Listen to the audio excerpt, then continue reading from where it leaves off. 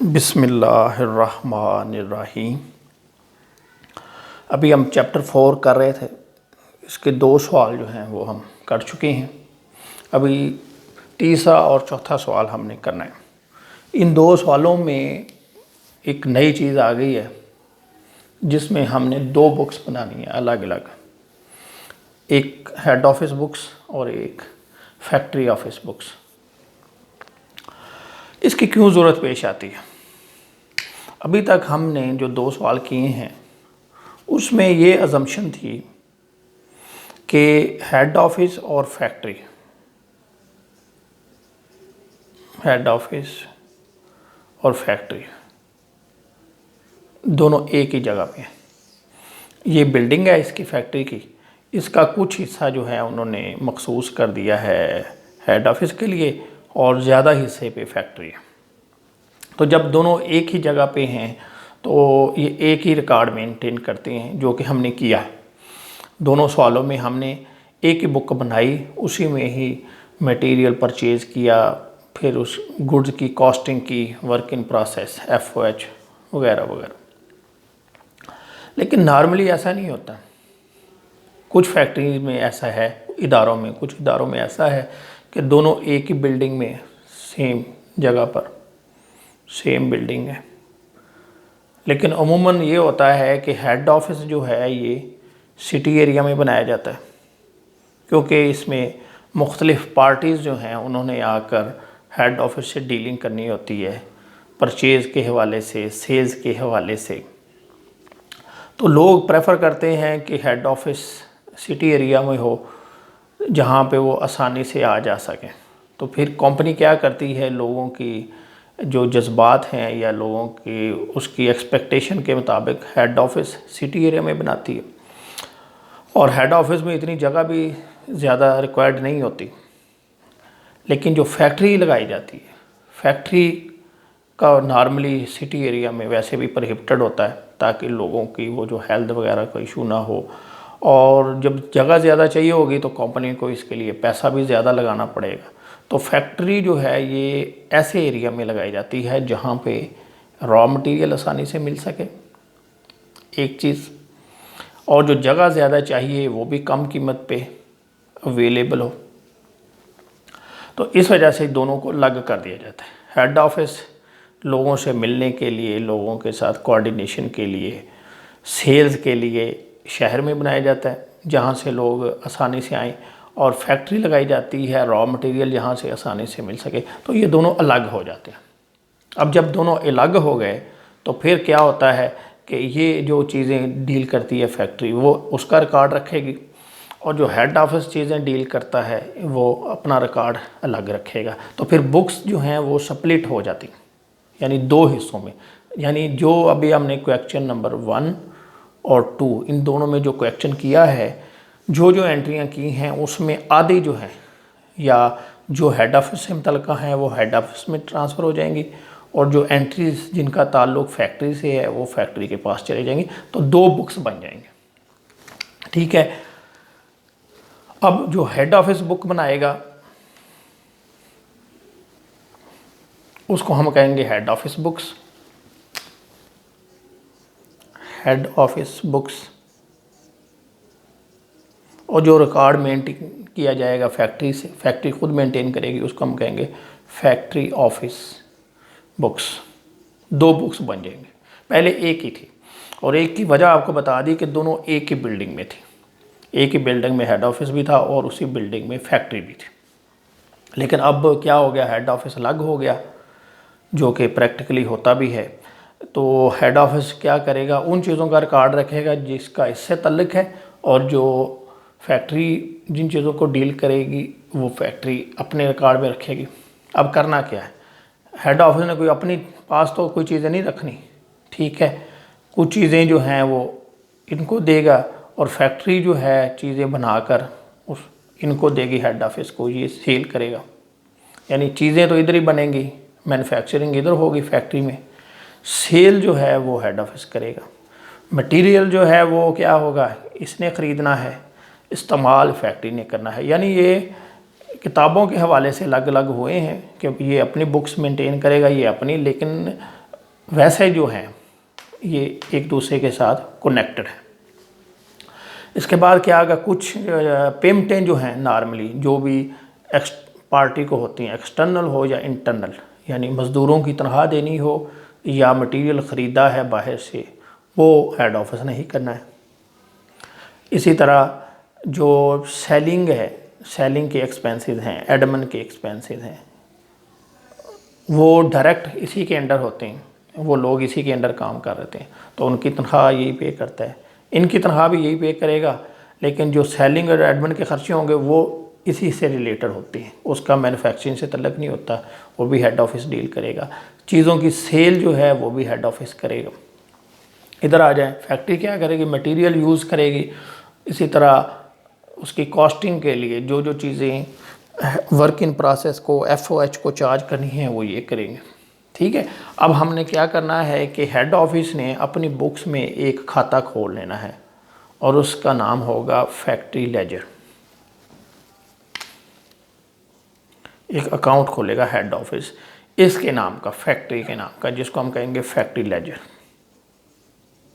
और फैक्ट्री जो है अपने पास एक खाता खोल लेगी हेड ऑफिस के नाम से, जिसको हम कहते हैं जनरल लेजर। हेड ऑफिस क्या करेगा, फैक्ट्री के नाम का एक खाता अपने पास खोल लेगा जिसको कहेगा फैक्ट्री लेजर, और फैक्ट्री हेड ऑफिस के नाम का एक खाता खोल लेगी जिसको कहेगी जनरल लेजर। अब इसने इसको कुछ देना है या लेना है तो उसके लिए ये लफ्ज़ यूज़ करेगा फैक्ट्री लेजर, और फैक्ट्री अगर कोई लेन देन करेगी हेड ऑफिस के साथ तो वो उसके लिए लफ्ज़ यूज़ करेगी जनरल लेजर। ठीक है, एंट्रीज़ वही रहेंगी, सिर्फ अलग अलग हो जाएंगे। अभी आपको मैं एक एग्जांपल से समझाता हूँ। आपने क्या करना है समझने के लिए, अपने पास साइड पे रफ वर्किंग करेंगे। और अभी हम स्टार्ट करते हैं, अभी सिर्फ एक एग्जांपल है, यानी क्वेश्चन स्टार्ट होगा नेक्स्ट लेक्चर से। अभी आप सिर्फ समझ लें इसको, अगर समझ लेंगे तो सवाल करना बहुत ही आसान हो जाएगा। ये आपके पुराना खाता चल रहा है, जैसे आपने क्वेश्चन नंबर 2 में किया। ये आपकी हेड ऑफिस बुक्स हैं, आप इधर हेडिंग देंगे हेड ऑफिस बुक्स और इधर देंगे आप फैक्ट्री ऑफिस बुक्स।